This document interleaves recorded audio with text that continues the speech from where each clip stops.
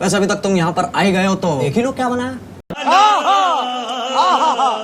भाई इंडिया के पास है ना तो वो दे रहे हैं, हमारे पास है क्या? हम तो सिर्फ नारे, वही आपके नारे के आपने बोला है तो हम वैसे वाकई को नारे ही लगा सकते हैं, और हमारे पास है क्या कि जो हम उनकी मदद करेंगे। वो कहते हैं ना कि आपको ना दो बंदों का चेहरा कभी नहीं भूलता, जो एक मुश्किल वक्त में काम आए और जो मुश्किल वक्त में भाग जाए।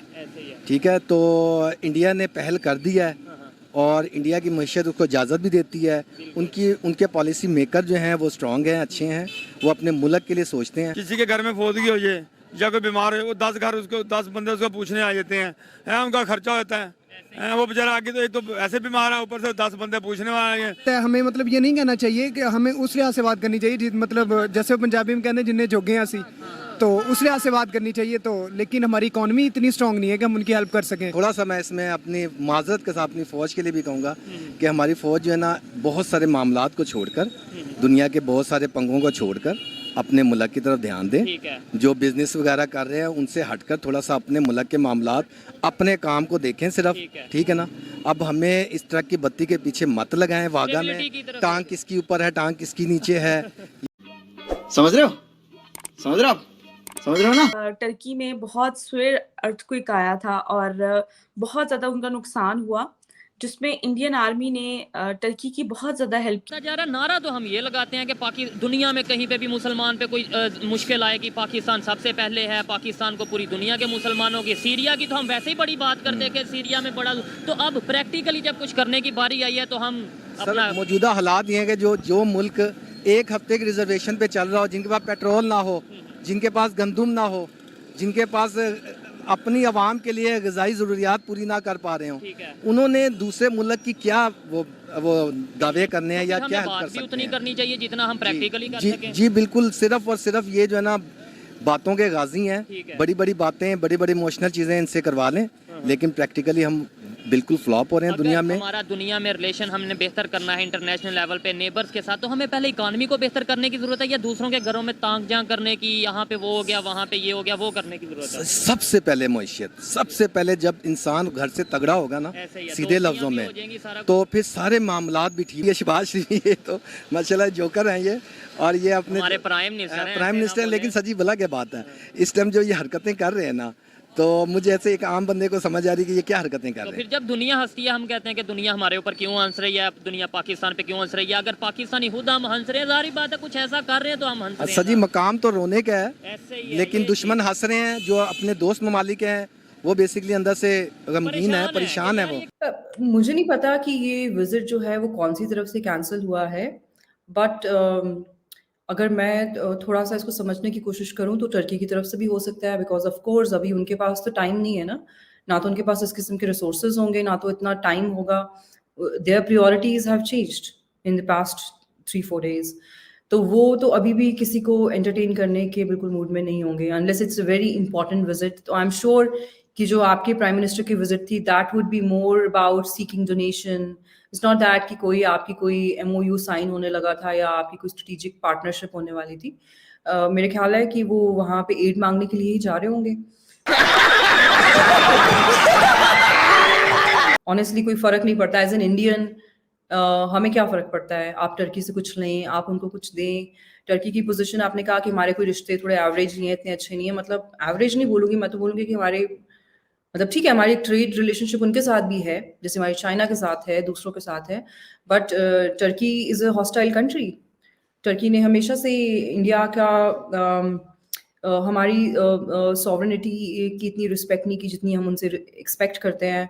उन्होंने हमेशा कश्मीर के ऊपर इस तरह की स्टेटमेंट्स दिए हैं जो पाकिस्तान के फेवर में जाती हैं, तो हम तो उनको एक हॉस्टाइल कंट्री ही कंसिडर करते हैं। पर क्या this should tell the world a lot about India कि उनके ऊपर भी मुसीबत आई तो हमने इस तरह से नहीं सोचा कि ये हमारे बारे में क्या कहते हैं इंटरनेशनल फोरा पे, इनका कश्मीर के ऊपर क्या मौक़िफ़ है। हमने ऑफ कोर्स इस बारे में नहीं सोचा और हम सोचना चाहिए भी नहीं, बिकॉज हम वो लोग ही नहीं हैं जो कहीं पे मुसीबत आए तो पहले सोचें कि वहाँ मुसलमान हैं, कि भाई वहाँ पे यहूदी हैं, कि वहाँ पे हिंदू हैं। इंसान है भाई, सबसे पहले हम सारे लोग इंसान ही तो हैं। और आप देखिए ग्रीस के बहुत लोग हैं जो टर्की में अभी रेस्क्यू एंड रिलीफ का काम कर रहे हैं। आपको पता है टर्की और ग्रीस की क्या रिलेशनशिप है, आपको पता है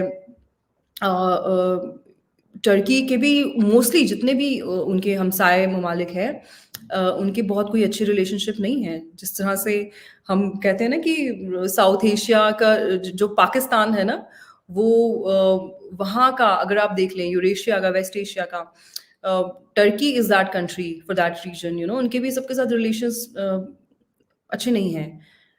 किसी न किसी कॉन्फ्लिक्ट में वो लोग घुसे रहते हैं, अननेसेसरी एग्रेशन, और वहाँ पे भी जो अर्दोगान जो है, उनका भी थोड़ा जो माइंडसेट है वो थोड़ा आपको पाकिस्तानी किस्म का माइंडसेट ही मिलेगा। वो भी कोई ऑटोमन एम्पायर के पीछे पड़े हुए हैं जो पता नहीं कितने साल पहले निकल गया, वो भी पास्ट में जी रहे हैं। आपके जो वज़ीर आज़म आते हैं वो भी कोई रियासत मदीना में होता है, तो कोई ऑटोमन एम्पायर में होता है। They are also living in the past, you are also living in the past. Nice. अब आपने इंसानियत के तौर पे या बिल्कुल एक जो नेचुरल चीज़ होती है उसके तौर पे बताना है, कल को तुर्की जब स्टेटमेंट इंडिया के अगेंस्ट देने लगेगा तो उसके मतलब दे पाएगा? सर जी देखें, भला की बात है, किसी का जो एहसान होता है ना, वो इंसान को बहुत ज़्यादा दबा देता है, ठीक है। तो तुर्की इस मामले से जैसे ही निकलेगा, वो देखेगा, उनके सारे सफ़ीर अपने अपने रेगुलेशन देंगे। तो मेरा ख्याल है कि इंडिया की पॉलिसी बहुत बेहतर है बनिस्बत पाकिस्तान के, बेहतर है इस टाइम पाकिस्तान से। ऐसे ही है। पाकिस्तान को भी चाहिए, ये जो बातें हैं सिर्फ पाकिस्तान के लिए कर रहे हैं। दर्द है तो ही सच्ची बातें निकल रही हैं कि यार अभी भी टाइम है, जो मजाक बनता जा रहा है इससे बचें, अपनी पॉलिसीज को बेहतर करें, सिर्फ नारे की तरफ ना जाएं। अरे सुधरो रे, अभी तो सुधर जाओ। क्या मैसेज लास्ट में, इंडिया से बहुत से लोग देख रहे हैं, क्या मैसेज देना चाहेंगे? जो तुर्की में उन्होंने हेल्प भेजी है इंसानियत के तौर पे, मुसलमानों को हेल्प की है, सीरिया में उन्होंने हेल्प भेजी है, क्या पैगाम उन्हें देना चाहेंगे आप? सर वो कहते हैं ना कि आपको ना दो बंदों का चेहरा कभी नहीं भूलता, जो एक मुश्किल वक्त में काम आए और जो मुश्किल वक्त में भाग जाए, ठीक है। तो इंडिया ने पहल कर दी है और इंडिया की मईशत उसको इजाज़त भी देती है। उनके पॉलिसी मेकर जो हैं वो स्ट्रॉन्ग हैं, अच्छे हैं, वो अपने मुल्क के लिए सोचते हैं। तो इसी तरह हर मुल्क पहल कर रहा है। पाकिस्तान अभी सिर्फ प्लानिंग कर रहे हैं, हम फंड कायम कर रहे हैं जो कि अवाम की जेब से निकाल के हम देने की कोशिश कर रहे हैं। लेकिन हम जो कर रहे हैं, प्लान कर रहे हैं, इमरजेंसी, ऐसी सिचुएशन में तो इमरजेंसी बेसिस पे हेल्प चाहिए होती है। बिल्कुल सर जी, और ख़ास तौर पर तुर्की जैसे मुल्क के लिए इंसान की प्रायोरिटी होती है। तुर्की जैसे मुल्क के लिए तो हमें अपना अगर अवाम को ये कहेंगे ना, अवाम पेट काट के देने को तैयार है, लेकिन इनके हवाले से नहीं दे सकती, ट्रस्ट इशू है। ठीक है, हम तो दो कंट्रीज पे मान करते हैं जी, चाइना तुर्की, चाइना तुर्की, यही तो हमारे इनके सर पे हमारी ये तुर्की हमारी लाइफ लाइन भी है। तो आज उनके लोग भी सोच रहे होंगे ना कि भाई this is a Hindu majority country which was the first one two send us help. तो कभी कभी क्या होता है कि ज्यादा बात, आप लोग बात बहुत करते हैं ना पाकिस्तानी की, हम ये कर देंगे, हम मुसलमान हैं, हम भाई हैं, हम ये कर देंगे, ऐसा नहीं होता है। कभी कभी आपको अपने कुछ एक्शन से प्रूव करना पड़ता है कि what values do you stand for. And I think India is that country which likes to say things in lesser words. We like to speak by having actions which complement our words. अब अगर तुम लोग नए हो तो subscribe करो, वो जो लाल वाला बटन है उसके साथ स्कैम करो या फिर महफिल जमाओ, मुझे नहीं पता, बस क्लिक हो जाना चाहिए।